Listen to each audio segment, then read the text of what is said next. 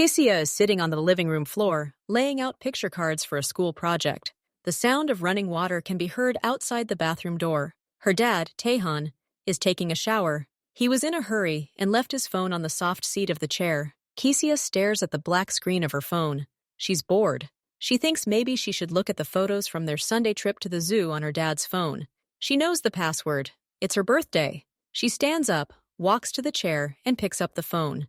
It's heavy and warm. She presses the side button. The screen lights up. She swipes to unlock. She dials 4 numbers, 0, 9, 1, 2. The screen opens. She searches through the icons for the photo app. But before she finds it, a thin white bar appears at the very top of the screen. It slowly slides down. It's a new message. Kissia decides to read it first. Maybe it's Mom writing from the kitchen. She presses her finger on the strip. A message window opens. An unfamiliar number appears at the top. No name. And a short text. Kissia reads. She reads slowly, whispering the words to herself. We'll wait for you alone outside the old abandoned hospital. 8 p.m. sharp. If you don't show up, tomorrow will be bad for you and your family. She sits motionless. She stares at the glowing words. She reads them again. Then again. She searches for a joke in them, but there is none. The words are simple and terrifying. The abandoned hospital. She knows the building. It's on the outskirts of town. Huge. Dark, with empty windows. They were driving past it one day, and Dad said, Don't look there, it's not a good place. At 8 p.m. She looks at the clock in the corner of the screen. It's 6:45. Your family is in trouble. That means Mom, Dad, and her.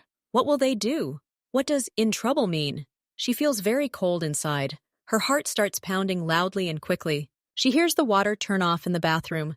Dad's finished showering. He'll be out soon. Panic grips her throat. She can't leave this message. Dad will see it. He'll know she read it. And then he'll go there. Her fingers tremble. She pokes the small cross in the corner. The message disappears. She exits the messaging app. The home screen returns to displaying icons. She places the phone exactly in the same spot on the chair, on the same edge. The bathroom door opens. Dad comes out. He's wearing a dark robe. His hair is wet. What are you doing, honey? He asks. Kissia tries to smile. She's having a hard time. Nothing. I was sorting out cards, she says. Her voice is quiet. She gets up and goes to the kitchen, where her mother, Jasmine, is cooking dinner. She needs to be near her mother. She needs to smell the food and hear the familiar sounds. To make sure the world hasn't ended yet, Jasmine places a large bowl on the table. It contains stewed vegetables and chicken. She calls everyone to eat. Tehan! Kissia! Come and have dinner. It's ready. Dad is already dressed. He's wearing simple blue pants and a light t-shirt. He sits down at the table. Kissia sits across from him. She looks at her plate.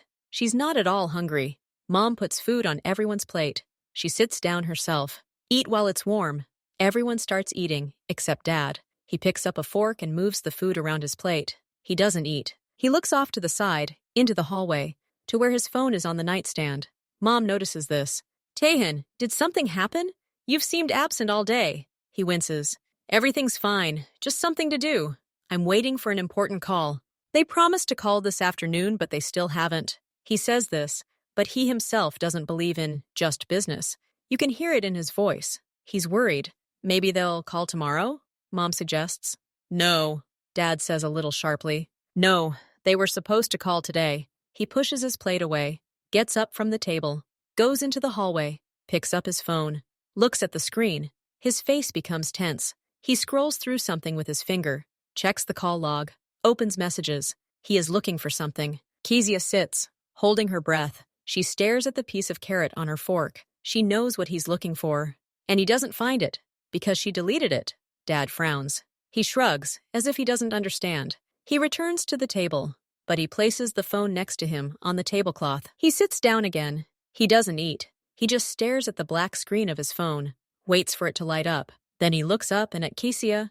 Are you sure you didn't hear anything while I was in the shower?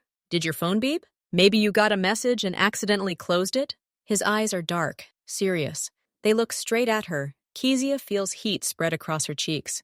She lowers her head, looks at her plate. No, Dad, she says so quietly it's almost a whisper. No one called. And there were no messages. She's almost telling the truth. After she closed that message, the phone was silent. But she's hiding the main thing. She lied with her silence. She feels ashamed and afraid. Dad sighs heavily. He nods. He believes her. But that doesn't reassure him. On the contrary, if there's no message, that's also strange and bad. He looks at his phone again. Okay, he mumbles. I see. Kezia starts eating quickly. She swallows the pieces, barely chewing. She needs to get out of here quickly. She needs to be alone. Mom looks at her with surprise. Kezia, why are you so quick? Take your time. I want to finish the project quickly, Kezia blurts out. I promised to bring everything tomorrow. This is a new lie. It comes out of nowhere. Mom nods. Okay, but eat in peace. And clean your plate afterward. Kezia swallows the last piece. She gets up and washes her plate under the tap. The water is normal, warm, but everything inside her has clenched into a cold lump. She puts the plate on the drying rack and practically runs to her room. On the way, she sees Dad has picked up his phone and gone to his small office next to the hall. He'll check it again. He won't find what he's waiting for. Kezia closes the door to her room behind her. She leans her back against it. Silence.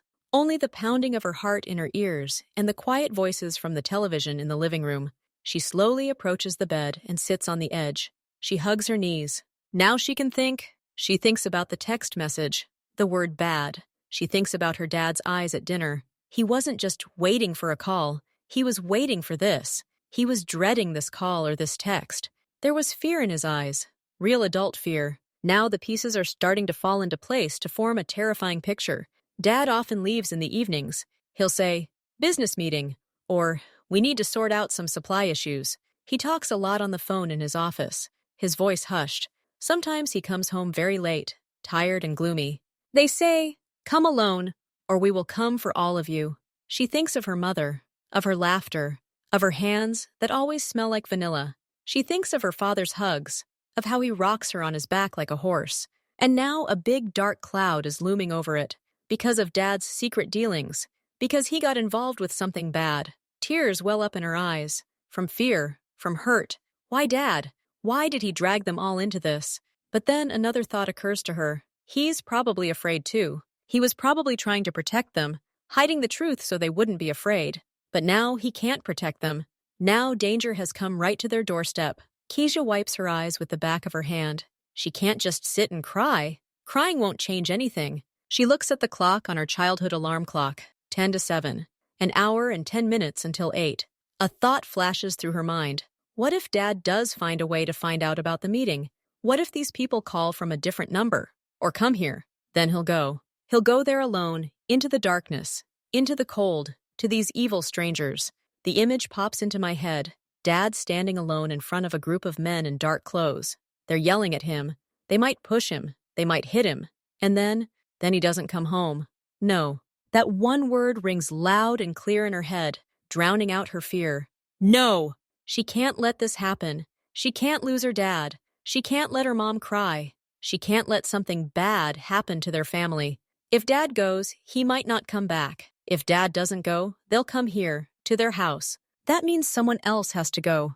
Someone who can stop this. Someone who can talk to these people. She looks around her room. There's no one else here. Mom's in the kitchen washing dishes. Dad's in the study sorting through papers. There are no other adults. Just her. So it's her. Kezia. She's 9. She's little. She wears unicorn socks. But she's the only one who knows the truth. The only one who can do anything now. The thought seems insane. She's a child. What can she do against grown men? They won't even listen to her. But another thought answers. What can Dad do alone? He's alone too. And she's a child. Maybe they won't touch her simply because she's a child. Maybe when they see that instead of a big daddy, a little girl in a bright jacket has come, they'll be surprised, confused. Maybe they'll just yell at her and tell her to tell Daddy something serious. Maybe they'll take pity. What if they don't show mercy? What if they hurt her? Fear grips her throat like an icy hand again. She wants to scream, cry, run away and hide in the closet under a pile of blankets. But she looks at the door to her room. Behind it are Mom and Dad, her family. And she realizes that her fear for them is greater than her fear for herself. Her love for them turns out to be greater than her own terror. She exhales slowly. She nods to herself as if giving consent. Her face becomes serious, unchildishly firm and focused. The decision has been made. She will go. She will go to this meeting in Dad's place. She will tell these people that Dad is not coming, that she is ready to listen to everything they have to say, that she is ready to do anything if only they would leave her family alone. It's crazy, it's scary, but she sees no other way out. She gets out of bed. Now she needs to act. First, figure out how to leave the house without her parents suspecting anything. Keisha stands in the middle of the room for a few more seconds. She needs to calm down. She needs to keep her voice from shaking. She takes a deep breath, opens the door, and steps out into the hallway. A quiet voice of a TV announcer can be heard from the hall. She walks into the hall. Mom, Jasmine, is sitting on the couch, watching the news. Dad is nowhere to be seen. He's probably still in his office. Mom, Keisha begins, coming closer. Jasmine turns around and smiles. What's up, darling? Sophie just texted me, Keisha says, trying to sound natural and even a little excited. It turns out it's her birthday today. She completely forgot to tell you, and now she's inviting everyone to her house. Leah, Mia, and all our friends will be there. They ordered pizza, and they'll be watching a new cartoon. Can I come? Oh, please! Jasmine frowns. She looks at the window. Thick snow is swirling outside, and it's almost dark. Right now, Kessie? It's late, and the weather outside is like this. And everything just happened so suddenly. I know, says Kezia, making sad eyes. But it's a birthday. Everyone's already getting ready. I'll be left here alone. Everyone will be there. I'll be so upset. At that moment, Dad, Tehan, comes out of the office. He looks tired. He's holding a phone in his hand. What's wrong? He asks. Keisha wants to go to Sophie's. She's having a surprise birthday, Jasmine explains. I'm not sure. It's dark, snowing. Tehan looks at his daughter, but his gaze seems to slide over her. He doesn't see her fully. And I'll take a taxi from our entrance straight to their house. I'll call as soon as I get there. Tehan is silent for a second. He looks at his phone again. He's clearly not in the mood for a long discussion. He needs to get back to his thoughts. Okay, he says finally. Go. She told them a lie. She feels terrible about it, but there was no other way. Now it's time to get ready. She has a little time. She goes to the closet. She takes out her warmest jacket. It's pink, puffy, with a fur-lined hood. She puts it on. Then she finds a white hat with a large pom-pom. She pulls it over her head, hiding her hair. Then a scarf. She wraps it several times around her neck and lower face. Then warm mittens. She approaches the mirror. A shrouded figure stands in the reflection. Only her large, dark eyes are visible, full of determination and fear. The pink jacket will be very noticeable in the dark. That's good. Let them see it right away. She takes her small purple backpack. She puts her house key in it. And her phone. She puts the phone on silent mode. She doesn't want it to ring at an inopportune moment. She looks at her watch again. 5 to 7. Time to go. Her heart pounds harder. She's afraid to go out the door. Afraid of what awaits her on the street and in that terrible place. But she thinks of her father's tired face at dinner. She can't back down. She takes another deep breath, opens the room door, and steps out. She walks down the hallway. The light is on in the living room. The TV is still on. The sound of dishes comes from the kitchen. Mom is washing dishes. There's silence from Dad's study. Keisha quietly approaches the hallway. She puts on her boots. They're warm, fur-lined. She zips them up. Then she stands up and puts a light, dark down jacket over her jacket, so the pink color won't be so noticeable from the window. She places her hand on the front door handle. Another second of hesitation. Kezia, are you leaving already? Mom's voice suddenly comes from the kitchen. Kezia winces. Yes, Mom! The streetlights burn dimly, creating yellow circles of light in which millions of snowflakes swirl. The cold immediately tries to penetrate her clothing. Keisha wraps her scarf tighter around herself. She takes out her phone, her fingers clumsy in her mittens. She opens the taxi app. Her address is already saved. She enters the destination address, the street and number of that abandoned place. The app shows a wait time of 5 minutes. She waits, pressed against the wall of the house, under a tiny overhang. The snow covers her tracks almost immediately. She's shivering, from cold and from fear. She looks at the warm windows of her house, at the light in the kitchen. It's safe there. Mom and Dad are there. And she stands here alone, in the blizzard, waiting for a car to take her to the most terrible place that can possibly exist. A short beep sounds. A gray car pulls up to the curb. The license plate matches the one on the app. Keisha opens the back door and climbs in. Are you sure? The driver looks at her in the rearview mirror. All he sees is a bundled-up child with huge, frightened eyes. There's nothing there, just old ruins. And in this weather, Keisha says more firmly, They'll meet me there. The driver shrugs and mutters something under his breath. The car starts moving and slowly drives down the snowy street. Kezia looks out the window. The city, familiar and homely, now seems alien and frightening. Shops with bright signs, the occasional passerby, all of it floats past and is left behind. The further they drive, the fewer lights there are, the darker and more deserted the streets become. They turn into an area of old factories and warehouses. The girl sits huddled in the back seat. She doesn't move. She listens to the wind howling outside the window and the tires crunching in the snow. She thinks about what she'll say to these people. She repeats to herself, "I'm his daughter. I came in his place. Please, don't hurt my family." She's afraid she'll forget the words out of fear. "Here we are," the driver says, stopping the car. He doesn't even try to pull up close. Up ahead, at the end of the deserted, unlit street, a huge building looms black, its windows empty. Parked next to it, one can tell, is a dark car. "Are you sure you're going this way?" the driver asks again. There's genuine concern in his voice. "Girl, maybe you should call someone?" "No, it's fine. Thank you," says Kezia. She pays through the app, her fingers shaking again. She opens the door. Wind and snow pelt her. She steps out. The car stands for a second, as if the driver is waiting, but then slowly turns and drives away, leaving her alone in the darkness before the massive, abandoned hospital. Kezia stands at the edge of the light from the last streetlight. Ahead lies only darkness, snow, and the silhouette of that same black car. She sees dark figures moving around it. She hears angry, indistinct voices. They're already here. They're waiting for her dad. She pauses for a moment, trying to gather her courage. Then she takes the first step forward, into the snowstorm, toward what is to come. The gray taxi drives away. Its red taillights slowly disappear into the curtain of snow. The sound of the engine fades. Now Kezia hears only the howling of the wind. She stands alone in the middle of an empty, snow-covered street. A huge building looms directly in front of her. It's darker than night. It's an old, abandoned hospital.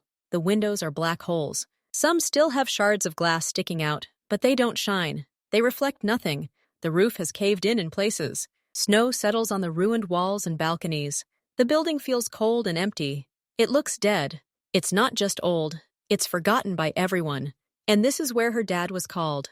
Kezia stands and looks at the building. It feels like the black windows are looking at her, watching and waiting. She feels her legs turning weak. She wants to turn and run, but there's nowhere to run. She slowly turns her head to the right.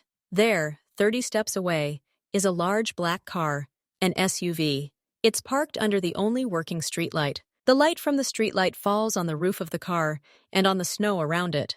Dark figures are visible near the car. Kezia squints, trying to make out the figures. There are 4 people, maybe 5. They're standing not in the car, but nearby on the street. They're not hiding from the snow. They're standing like statues. Their hair is big and expensive. They look serious, like grown-up men from the movies, but without smiles. Their postures are tense, collected. She thinks about how her dad might feel if he came around the corner now and saw this scene. Fear. Yes, he would be afraid. Kezia understands this, and her own fear grows from it. The wind dies down for a second, and in this sudden silence, snatches of words reach Kezia. The men's voices are loud, harsh. They are angry. "We've been waiting for 20 minutes, says a hoarse voice. "He won't come," answers another, calmer one. "He's not a fool. He knows what awaits him here. Then tomorrow morning, we'll go to him," the first one almost shouts. "To his home. Let him look his wife and daughter in the eyes and explain." "Quiet!" The third voice interrupts them imperiously. It is the lowest and heaviest. It must be the main one. The one called Yonsu. "He will come. He must come.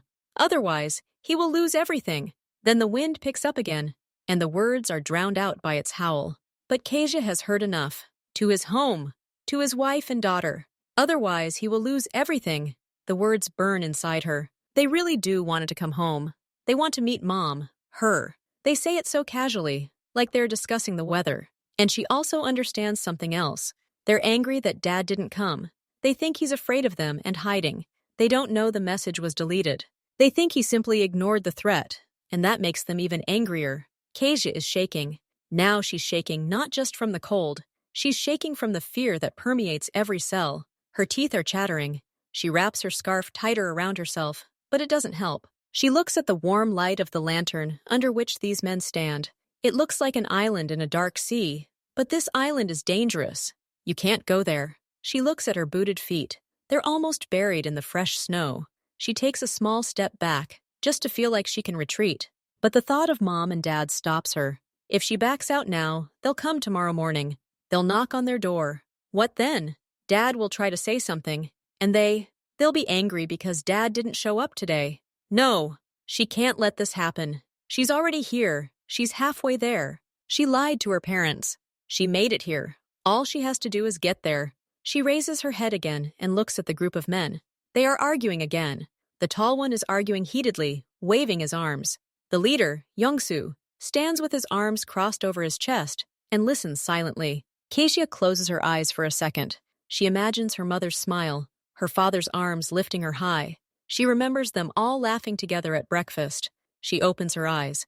There's less fear in them now, more determination. She brushes the snow off her mittens. She's already halfway there when one of the men, the younger one, accidentally turns his head in her direction. He freezes. He elbows his neighbor and points his chin in Kezia's direction. Everyone turns around at once. The conversation stops mid-sentence. Complete silence falls. 4 grown men look at a little girl in a pink jacket walking toward them through the snowstorm. They look confused. Kezia takes her final steps. She stops 3 meters from the men. She raises her head to look at them. Snow falls on her face and melts on her eyelashes. It brings tears to her eyes, but she doesn't blink. All 4 men look at her. The tallest, the one who is shouting, blows smoke from his mouth and throws his cigarette into the snow. He stubs it out with his boot. The leader, Young-soo, doesn't move. He just stares. His face is stony, expressionless. Kezia opens her mouth to speak. At first, only steam comes out. Her voice won't obey. She swallows the lump in her throat and forces herself to speak. The sound is thin but clear. It cuts through the silence like glass. "Hello," she says. I saw your message on my dad's phone. I came in his place." She says these words and feels something heavy fall from her shoulders. The secret is revealed. There is no need to pretend anymore. Now she waits for their reaction. Waits for a scream. Waits for one of them to step forward. Waits for something bad to happen. The second, younger and more heavily built, takes an unconscious step back, as if he had encountered something inexplicable.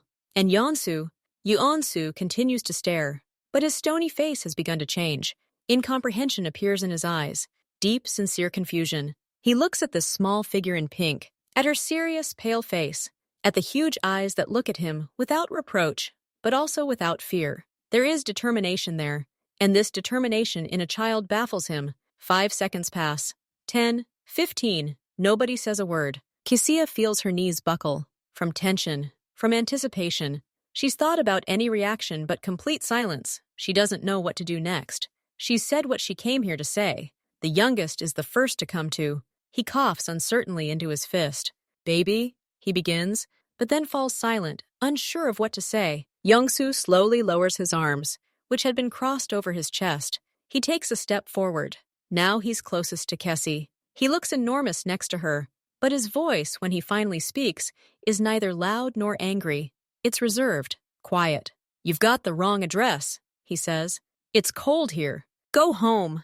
This isn't what Kezia expected. It's an attempt to turn away, to pretend she's not there. "I wasn't mistaken," she says firmly. "You wrote about an abandoned hospital, 8 o'clock in the evening, about Dad, about how bad things would be for us if he didn't come. I read it, and I'm here." Young-soo blinks. He clearly hadn't expected such a direct answer. He tries to find another excuse. "We just wanted to talk to your father, about business. Normal conversation between men. You have nothing to worry about." But his words ring hollow. Even he can hear it. He says a casual conversation, but he's standing here, in a snowstorm, outside an abandoned building, with 3 other serious-looking men. No one schedules a casual conversation in such a place, and at such a time. He knows it, and Kezia knows it. Kezia doesn't look away. She listened to his weak lie, and something more than determination appears in her eyes. Disappointment appears. Disappointment in an adult who thinks he can deceive a child. "Don't think that I don't understand anything because I'm little," she says. Her voice gets a little louder. It takes on a note that makes men listen more attentively. "I knew it was dangerous. I knew you were angry at my dad. That's why I came, so that he wouldn't go." She pauses, gathering her courage for the key words. "What did you want to do to him? If you wanted to hurt him, hurt me. I'm ready." I love him, and I want to protect him. He won't be here today. Because I'm here. She finishes and just stands there. Stands and waits. She offered them a deal. Herself in exchange for Dad's safety. She said it without a tremor in her voice. As a statement of fact, the silence descends again, but now it's of a different quality. It's no longer filled with shock alone. It's filled with respect and shame. Yeonsu looks at her. He looks at her pale cheeks, flushed from the cold, at her clenched fist in her mittens, at her direct, almost challenging gaze. There is no hatred in that gaze. There is sacrifice, pure and absolute. And that gaze pierces Yeonsu, not like a knife, but like a beam of light in a dark room, suddenly and painfully bright. He doesn't see before him simply Taehan's daughter. He sees a child, a girl who, judging by her height, could be the same age as his youngest daughter, Sophia. To protect him, to take his blame. Yeonsu looks away. He can't look at her face anymore. He looks at the snow at his feet. But the image of her serious eyes remains before him. He thought of Taehan as a problem, as an obstacle, as someone who had broken a promise and needed to be taught a lesson. He didn't think of him as a father, as someone loved so much they would die for. Yeonsu turns to his men. His face remains expressionless, but inside, everything is twisted. "Give me a minute," he says to his companions, his voice hollow. He steps aside, toward the back of the black SUV, waving to his closest friend and assistant, Junseo. He nods understandingly and follows. The other two remain where they are, glancing back and forth between Kessie and the departing bosses. The wind slackens slightly behind the car. Yeonsu stops and leans against the cold metal of the trunk. He takes out a pack of cigarettes, but then, glancing at Junseo, puts it back in his pocket. Yeonsu asks quietly, not looking at his friend. "I saw it," Junseo answers just as quietly. He looks shocked. There's a short pause. They both look into the darkness, toward the hospital building, but don't see it. "What's going on, Yeonsu?" Junseo finally says. "It's a child. Just a child." "I know it's a child!" Yeonsu hisses sharply, but immediately pulls himself together. "Did you hear what she said? Hurt me! 9 years old, Junseo. She's 9. No more." "I heard," Junseo says. He runs his hand over his face. "I got a lump in my throat. Honestly, I took my grandson sledding the other day. He's 7. Both are silent, digesting this. Maybe we're wrong?"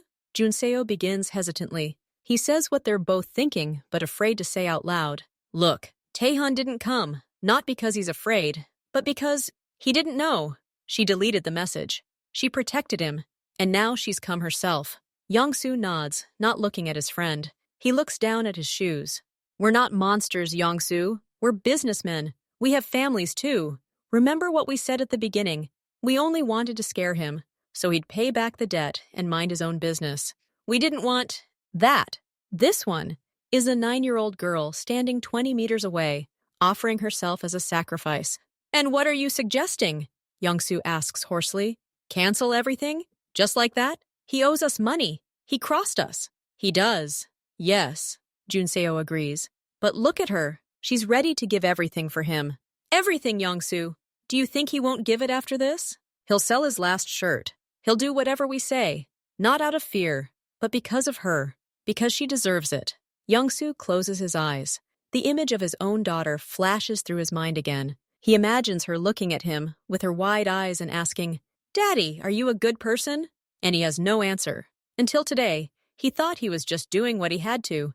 Business is business. But now... Absolutely right. They return to the car. The other two men look at them questioningly. Yeonsu doesn't explain anything. He approaches Kezia. He walks slowly, not like before, the confident, heavy gait of a boss, but somehow different, more cautiously. Kezia is still standing in the same place. She hasn't moved. She watches him approach. Her face remains serious and tense. She awaits the verdict. Yeonsu stops in front of her. He looks at her. His gaze is different now. There's no stone wall in it. There's weariness, regret, and something else. Something soft. "What's your name?" he asks. His voice isn't scary at all now. It's just deep and a little tired.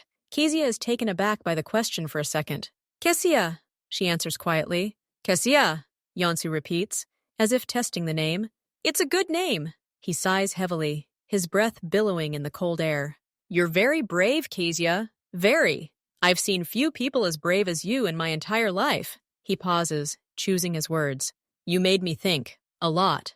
Kezia looks at him confused. What does this mean? Is it good or bad? And Dad? She asks, escaping. What will happen to my dad? Yeonsu shakes her head, not as a refusal, then as a denial of her previous plans. Nothing will happen to your dad. It's over. This meeting, it's over. You ended it. The words don't reach Kezia right away. She hears them, but she doesn't believe them. She's so tense, so prepared for the worst, that the good news can't just sink in. Really? She whispers. You won't hurt him? And Mom? And me? No one will do anything bad to you, your mom, or your dad, Yeonsu says firmly. I give you my word. And then, only then, the tension that had been holding Kezia all this time, from the moment she read the message, through the whole dinner, through the deception, through the taxi ride, through the terrible fear at this building, this tension bursts. She can't hold it back. The tears that have been building for hours burst forth. They flow down her frozen cheeks in hot streams. She doesn't sob. She simply cries quietly, silently, from endless relief. Her shoulders slump, and she takes a shuddering breath. Thank you, she cries through her tears. Thank you so much. Young-soo looks at the crying girl and wants to do something, comfort her, but he doesn't know how. He's a grown man, the head of whatever he does. He doesn't know how to handle children, especially crying ones. Don't cry, he says awkwardly. It's okay. You fixed everything. He drops to one knee in the snow to be level with her. Now his eyes are level with hers. He looks at her honestly and directly. Listen to me, Kezia. I'll say this once, and it will be the truth. None of my people will touch your family. No one will come to your home. No one will call or write scary things. You are safe. Do you understand? Kezia nods, wiping her face with her mitten. The mitten becomes wet. I get it, she says. And one more thing, Young-soo continues. You shouldn't have done that. It was very dangerous. But what you did, it's the strongest, the bravest thing I've ever seen. You saved your father. For real. Kezia nods again. She's still crying, but there's no fear in those tears now. Only exhaustion and happiness. Young-soo stands up. He turns to Junseo. Our plans are changing. We're leaving. That's it. Then he looks at Kezia again. You can't stay here alone. And you don't need to take a taxi back. We'll take you home. Kezia's eyes widen. Home? With you? Yes, says Yeonsu. We'll take you right to the entrance, and I'll come in. I need to talk to your father. Kezia's face again. But you said nothing would happen. And nothing will. Yeonsu quickly reassures her. That will be a different conversation. Calm, adult, without threats. I just want to explain something to him, and I want him to know what kind of daughter he has. He needs to know that. He looks at her frightened face and adds, You can be here, if you want, and your mother too. I come in peace, Kezia. You believed me when I said there was no danger. Believe me now. Kezia looks at him. She looks into his eyes. They no longer seem angry to her. They are tired and serious. She believes him. She nods. Okay, she says. Let's go home. Young-soo signals to Junseo. The headlights illuminate the falling snow and the grim facade of the hospital, which is now left behind. The car slowly starts moving and turns, taking them away from this terrible place, back to the light, to the warmth, to home. The car cruises smoothly along the snowy streets. The streetlights, the snowdrifts, the occasional car. It all looks different. Not like a hostile world, but like simply her city. Evening. A snowstorm. She's driving home. She feels a strange emptiness. All the tension, all the fear that had been building up inside her for hours is suddenly gone. She trusts Young-soo. He said he'll talk calmly. She hopes her dad will listen. She steals a glance at Young-soo. He sits motionless, his face in the dim light of the salon, looking tired and focused. He doesn't look angry. He looks like a man with a lot of work and a lot on his mind. The car turns onto their street. Kezia recognizes the houses and entrances. They're almost there. We'll get there. I'll come out with you, Young-soo says quietly, without turning his head. My people will stay in the car. Just me and Junseo. It'll be better that way. Kezia nods. Fine. The car stops at her entrance. Junseo, sitting behind the wheel, turns off the engine. Silence falls. Are you ready? Yeonsu asks, looking at her. Kezia nods. She's ready again. There is a quiet panic in Casey's apartment. Taehan has been pacing for 20 minutes now. He called Kezia's cell phone. She didn't answer. He called Sophie's mother. She sleepily replied that there was no birthday party and that Sophie had been asleep for 2 hours. She hadn't even known that Kezia was coming over. When Taehan hung up, his face turned gray. He understood everything at once. It was a lie. Kezia had deceived him. But why? Where could she have gone alone in this weather? Jasmine, upon learning the truth, didn't believe it at first. Then she started calling all of Kezia's friends, all of her relatives. The answer was always the same. No one had seen her. No one had heard from her. Maybe she just went for a walk? To the park? Jasmine said hopefully. But she didn't believe it. Kezia wasn't like that.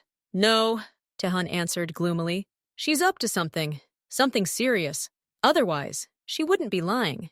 And then, like a blow, today's message hit him. Or rather, its absence. He'd been waiting for it all evening. He thought his people had simply changed their minds, or were delayed. But what if the message had arrived, and someone had seen it, and deleted it? He picked up his phone again, frantically checking everything. His call history, even his message trash. Nothing.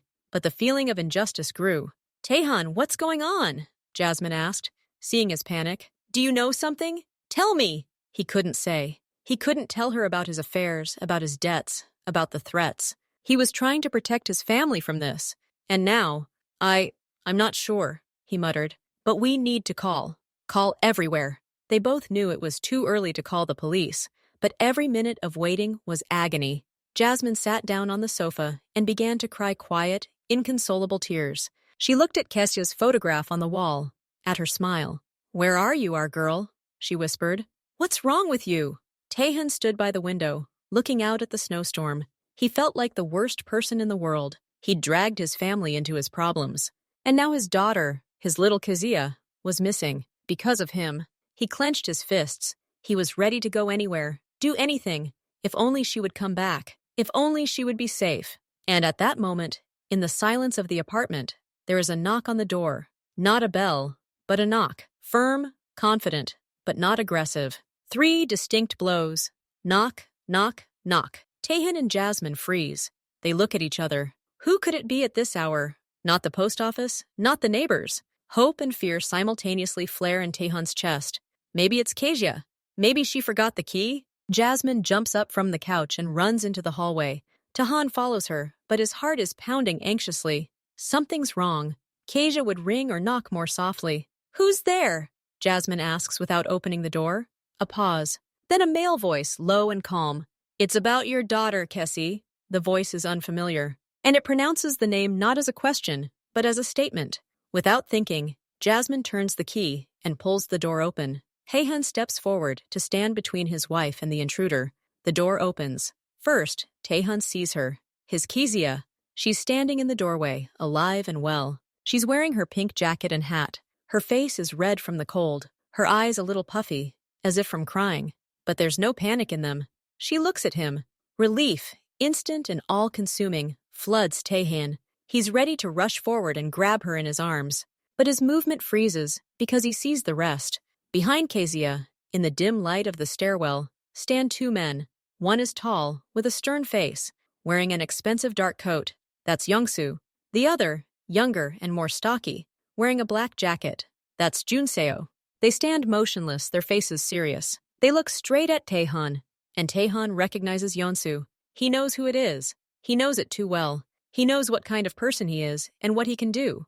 All the blood drains from Taehan's face. Everything inside him goes cold, cold with terror. His worst nightmare has become reality. They have come, not for him. They have come to his home, and they have brought his daughter. Her thoughts raced. Did they capture her? Lure her in? Use her as bait? How did they find her? She said she was going to see a friend, so they picked her up on the way? Or, Jasmine doesn't know who these people are. She sees only her daughter. Kezia! She screams, holding out her hands. Kezia steps forward into the apartment. She hugs her mother and cuddles close. Jasmine is crying, stroking her head and back. Where have you been? We were so scared. What happened? But Kezia doesn't answer. She looks at her dad, at his white, frightened face.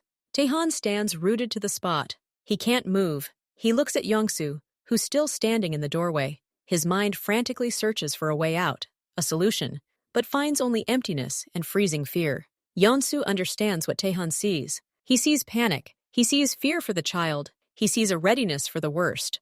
And Yongsu makes a simple but profound gesture. He slowly raises both hands, palms facing forward. It's a classic gesture that means, I have no weapons. I pose no threat. I come in peace. Taehan-si, says Yonsu. Where you were invited! Taehan looks at his daughter, then at Yonsu, then back at his daughter. His brain refuses to form a picture. Where are you going? To what meeting? He still doesn't understand. I saw a message on your phone, Kezia explains simply. The one calling you to the hospital and threatening us. I deleted it. And that evening, I told her I was going to Sophie's. And then I went there myself, so you wouldn't go. Every word his daughter says hits Taehan like a hammer. She knew. She knew everything. And she went instead of him. Yeonsu nods slowly. She came alone. She said you weren't coming, and that she was ready to take everything in your place. He pauses to let the words sink in. Taehan, you have an incredible daughter. She made us all stop and think. Really think. Taehan can't speak. Emotions overwhelm him. Guilt towards his daughter, the wild fear he'd just experienced, incredible relief that she's safe, and the shock of her actions. He walks up to Kezia, kneels before her, like he used to when she was very little, and hugs her. Tightly, tightly. He's shaking. Forgive me, he whispers in her ear. Forgive me, forgive me, forgive me. I couldn't let you go, Dad, she says quietly, hugging him around the neck. I love you. Yeonsu and Junseo stand in the doorway and wait. They don't interfere. They give this family a minute. Jasmine looks at her husband and daughter, then at the strange men. She still doesn't understand anything, but she sees that the worst seems to be over, and that these men mean no harm. Finally, Taehan stands up. He holds Kezia's hand. He looks at Yeongsu. Now there's more than just fear in his eyes. There's a question and a hint of hope. Why are you here? He asks. What do you want? Yeonsu lowers her hands.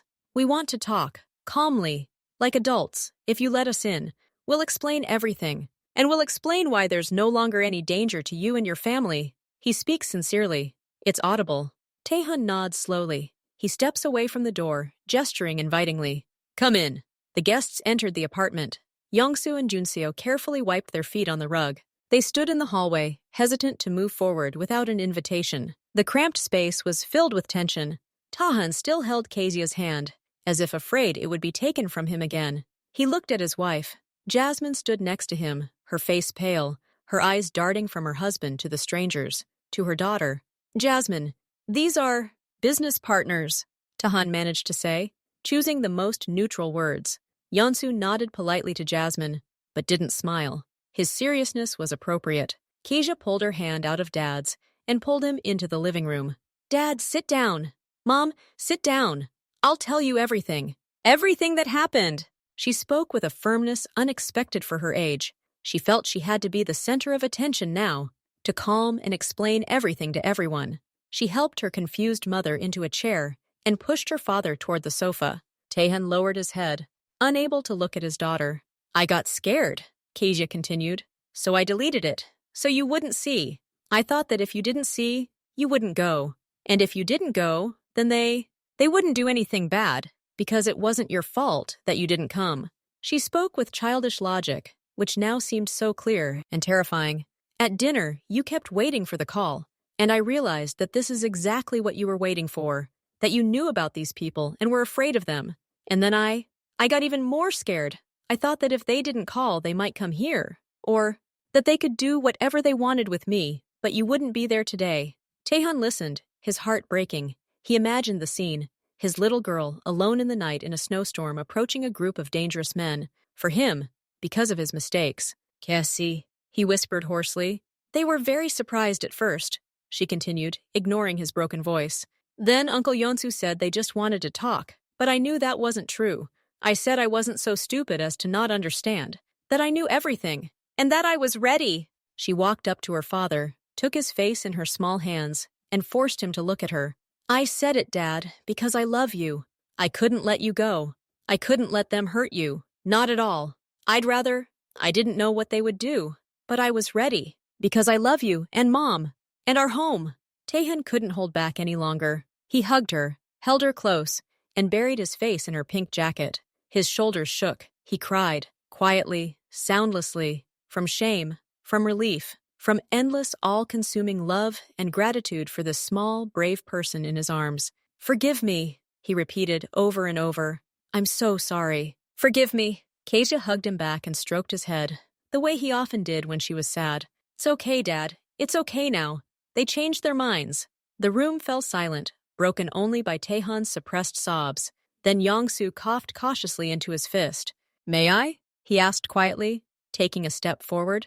Taehan pulled away from his daughter, wiping his face with his sleeve. He nodded, unable to speak. Yongsu walked over and sat on the edge of the chair opposite the sofa. He sat up straight, his hands resting on his lap. Everything your daughter said is true, every word. We were waiting for you.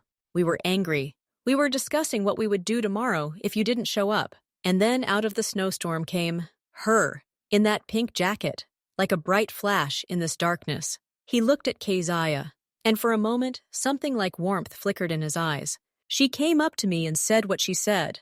I'm his daughter. Do what you want with me. Yongsu shook his head, as if he still didn't believe it. I've seen a lot, but I've never seen anything like this. Such courage, such love, not out of fear, not out of calculation, pure as this snow. He turned his gaze to Taehan. I'm a father too. I have 2 daughters. The younger one is almost her age. And when I looked at Kezia, I imagined my daughter in her place. I imagined her coming to defend me like that, and I felt ashamed. So ashamed. He spoke slowly, choosing his words carefully, as if confessing something for the first time. Junseo and I stepped back and talked, and we realized we were on the brink of doing something that would make us unable to look our children in the eyes. No amount of money, no principles are worth ruining a child's life, destroying a family with a girl like that. She stopped us, Taehan, not by force, not by threats, but simply by who she is, and by what she did. Taehan listened, his emotions chaotic. Shame that his daughter had seen him like this. Deep gratitude to Yongsu for not touching her, and the fear that still lingered deep inside. What now? I owe you money, Taehan said quietly, and I crossed you with that contract. I understand. Yongsu said simply, you have to, and you crossed the line, and we came today to teach you a lesson, so you'll remember. But now everything is different. He glanced around the room, cozy, filled with family photos and children's drawings on the refrigerator. We won't break anything here. I gave my word to your daughter, and I give it to you. No threats, no visits. Absolutely, Yongsu said firmly. We've already taken the first step. We came with an open face. We brought your daughter home safe and sound. The next step is yours. Shall we talk? Taehan looked at Kezia. She looked at him hopefully and nodded slightly. She trusted Yongsu. She had dedicated her life to making this conversation happen. He couldn't let her down. Yes, Taehan breathed out. Let's talk. Yongsu nodded. He stood up. Perhaps to your office, so as not to disturb my wife and daughter. Taehan also stood up. He felt a strange lightness. The fear had receded, leaving only weariness and a readiness to finally decide everything. Of course. Come in. He led the way to his small office. Yongsu motioned to Junseo, who followed them. The office was cramped with shelves of papers and an old wooden desk. Taehan turned on the light. The 3 men entered, and the door closed. Silence fell over the living room. Jasmine and Kezia sat and stared at the closed door.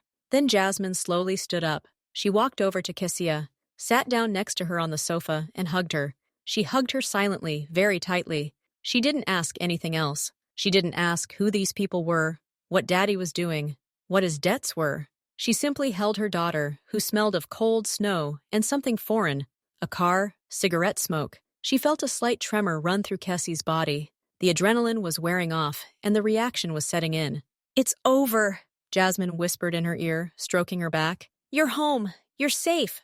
I'm here. I was scared, Mom, Kezia admitted quietly, finally allowing herself to be just a scared child. I was so scared there. I know, darling. I know. But you were so brave, so strong. Jasmine kissed the top of her head. I'm so proud of you, and so grateful that you're with us. They sat there, huddled close together, listening to the muffled voices of the men behind the door. The voices weren't loud. There was no shouting. It was a calm, businesslike conversation. After a while, Jasmine stood up. I'll make you some tea, with honey. You need to warm up. She went into the kitchen. Kezia remained sitting on the sofa, wrapped in the blanket her mother had thrown over her shoulders. She listened to the sounds coming from the study. She could hear her father's voice.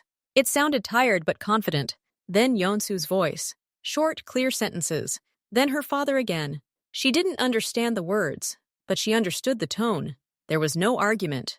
There were negotiations, like in business movies, only quietly. Jasmine returned with a large mug of fragrant tea. She knew her father was there, minding his own business, and she no longer feared for him. She winced and opened her eyes when she heard the study door open. 3 men walked into the living room. Their faces were serious but calm. Taehan looked tired, but somehow purified, as if a huge burden had been lifted from him. Yeonsu walked over to the sofa. Cassia sat up, rubbing her eyes. "We discussed everything," Yeonsu told her. "We came to an agreement. A fair one. Your dad is a good negotiator." Taehan smiled faintly. It was the first smile he'd seen all evening. "We're done," he said to his wife and daughter. "Everything's settled." Yeonsu glanced at his watch. "We have to go. We're running late." He turned to Taehan and extended his hand. "Deal." Taehan shook her hand, firmly. "Thank you. For her." Yeonsu nodded. He looked at Kesaya again. "Take care of her. There are no others like her." "I know," Taehan said quietly. Yeongsu and Junseo headed for the exit. Jasmine stood up to see them off. "Thank you for bringing her home," she said, her voice filled with genuine gratitude. Yeonsu nodded again, a little embarrassed. "Goodbye." The door closed behind them. The apartment fell silent again. Taehan turned and looked at his girls. At his wife, who understood everything but didn't demand an explanation right now. At his daughter, who had saved him without even knowing how. He walked over and hugged them both, Jasmine with one arm, Kezia with the other. He held them close. The 3 of them stood like that in the middle of the cozy, warm living room. Outside, the blizzard had finally begun to subside. The snow was no longer falling in a wall, but in individual, large flakes. They swirled slowly in the lantern light, as if dancing. The storm was over. The fear was gone. Ahead lay a quiet, peaceful night and a new understanding between everyone. The house was safe again. The next morning, Kezia woke to silence. Not the oppressive silence of the previous day, but a soft, morning silence. Sunlight reflecting off the snowdrifts bathed her room in bright reflections. The snowstorm was over. She lay under the warm blanket and spent a few seconds simply remembering. Last night seemed like a dream. A terrible and yet somehow bright dream. She moved her hand under the blanket and felt the seam of her pink jacket neatly hung over the back of a chair. No, not a dream. The house smelled of coffee and hot toast. Familiar, cozy sounds. Cassia stood up, put on her warm slippers, and left the room. Mom and Dad were sitting at the kitchen table. They were talking quietly, but not in a whisper. Dad was drinking coffee. He looked tired, but calm. When he saw Cassia, his face lit up with such a warm, vulnerable smile that it made her feel a little tingle inside. "Good morning, our heroine," Jasmine said, coming up and kissing her forehead. "How did you sleep?" Keisha answered honestly. She sat down in her chair. Mom immediately placed a plate of omelet and toast in front of her. A silence fell at the table, but it wasn't awkward. It was shared, filled with understanding. Everyone knew that something momentous had happened yesterday, something that had changed everything. Taehan was the first to break the silence. He put down his cup and looked at his daughter, then at his wife. "I need to tell you something. Everything. From the very beginning." And he began to speak, slowly, choosing his words carefully, sometimes stumbling. He didn't talk about laundry supplies, but about the real business he'd gotten into several years earlier. About the big money he could make quickly, and the even bigger debts he'd incurred when things went wrong. About the people he'd had to deal with. About the fear that drove him to lie and hide the truth, even from those closest to him. "I thought I was protecting you," he said, looking at his hands. "I thought I'd sort out the problems and you'd never know. But it turned out that I almost lost everything because of my pride and stupidity. And I put the most valuable thing in danger. You." Jasmine listened without interrupting. Her expression was filled with pain, understanding, and resentment. And that didn't make it any easier for him, but it was somehow clearer. Then Taehan told him about their conversation in the office yesterday, that he and Yeonsu had actually reached an agreement, not just in words. They had drawn up a new, clear plan for repaying the debt. And Yeonsu, it turned out, was impressed not only by Kessie's courage, but also by Taehan's business acumen. He saw in him not a weakling, but a man who had found himself in a difficult situation, but was capable of keeping his word. They agreed to cooperate on new, clear terms. "It doesn't mean we've become friends," Taehan explained, "but we've become people who respect each other." And that's enough to move on, without fear. After breakfast, Tehan retired to his office, not to hide, but to work. He now had a clear plan and, for the first time in a long time, a clear conscience. Jasmine took care of the housework, and Cassia, she went to help her. They were washing the dishes together, and her mother asked, "Do you still want to talk about yesterday? Maybe you're afraid to remember?" Keisha thought, wiping a plate. "A little, but not afraid anymore." Proudly. "I was able to help Dad, really." "Yes." Jasmine hugged her shoulders. "You helped him in a way no adult could. You reminded everyone what's really important." That afternoon, as Kezia was packing her backpack for school the following day, the intercom rang in her apartment. Everyone froze, but the figure on the screen wasn't a familiar one, but a courier carrying a large bouquet of flowers and a box. Tehan came down and brought a package. The box had no sender's name on it. Inside were flowers, white lilies and pink roses, and a note on a plain sheet of paper, unsigned. Written in large, clear handwriting, "For the bravest, thank you." Kezia took the note. She didn't smile, but something warmed inside her. She knew who it was from, and she realized it was more than just flowers. It was a sign that the word had been kept, that the threat had finally turned to respect. She placed the flowers in a vase in the living room. They smelled delicate and fresh, even overpowering the smell of coffee. That evening, they all watched a movie together, a comedy, and Kezia heard her dad laugh, a real loud laugh, the kind she hadn't heard from him in a long time. He hugged her mom, adjusted the blanket on Kezia's legs, and in his eyes, there was no longer that shadow that had been hiding there for the past few months. Before bed, Kezia went to the window in her room. The sky was clear, strewn with stars. The snow glistened under the streetlights. The city was asleep, peaceful and quiet. She thought about yesterday's snowstorm, about the dark building, about the angry voices, and about how she had stepped forward. It was the most terrible and most important step in her life, but it led her not into the abyss, but back home, and not just back, simply because their heart turned out to be the bravest. Through the wall, she heard her parents' quiet voices, calm, tired, but happy. It was the best sound in the world. Kezia fell asleep with a light heart. The storm was over. Peace had come. Kezia woke up in her room, and the first thing she heard was laughter. It was her dad laughing, loudly, carefree, from the kitchen. She didn't immediately understand why the sound seemed so unusual. Then she remembered. She hadn't heard laughter like that in months. She stretched and got out of bed. The same pink jacket was still hanging on the chair. Mom had cleaned it and hung it up. Kezia touched the fabric. It felt like just a jacket, a warm winter garment.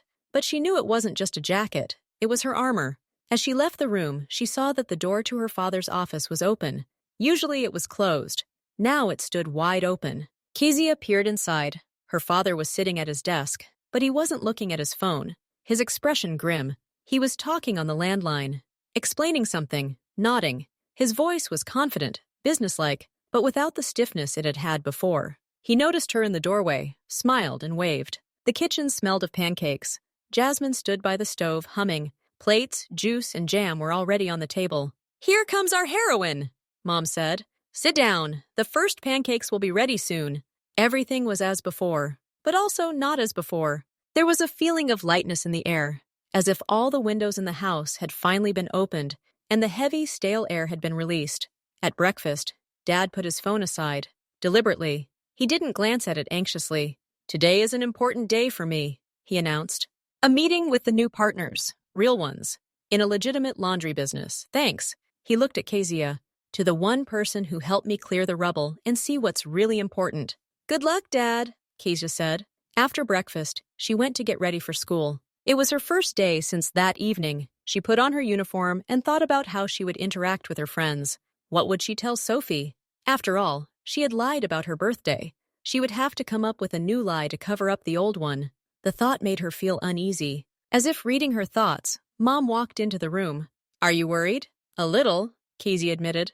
"About Sophie." "You know," Jasmine said, sitting down on the bed, "sometimes the truth is hard to tell, but it's always easier than a lie, because you don't have to remember it. You can just tell Sophie that you had very important family matters. That's true, and that you couldn't tell the truth then.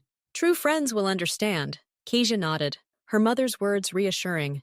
On her way to school, she walked along the snow-covered sidewalks. The sun blinded her eyes, reflecting off the white snow. The city was clean and bright after the blizzard. She looked around and found nothing frightening in the familiar sights. Just a winter day. Sophie met her at school. Her friend immediately pounced with questions. Cassie, where have you been? I called, you didn't answer. Mom said your parents asked about my birthday, but I didn't have one. What happened? The classmates around her slowed, listening. Kezia felt the blood rush to her cheeks, but she remembered her mother's words. Sophie, I'm sorry I lied, she said bluntly. We had a very important and difficult story happen in our family. An adult one. I had to help Dad urgently. I couldn't tell anyone where I was going or why. It was a secret, and I didn't want to drag you into a lie, so I made up the idea of a holiday. Sophie looked at her with wide eyes. Her curiosity warred with resentment. And everything is okay now? Yes, Kezia smiled sincerely. Everything is okay now, better than it was. Wow, Sophie whispered. It's like an adventure from a movie. Okay, I forgive you. But next time, if anything happens, just say secret, okay? No need to mention birthdays. Okay. Kezia felt a weight lifted from her soul.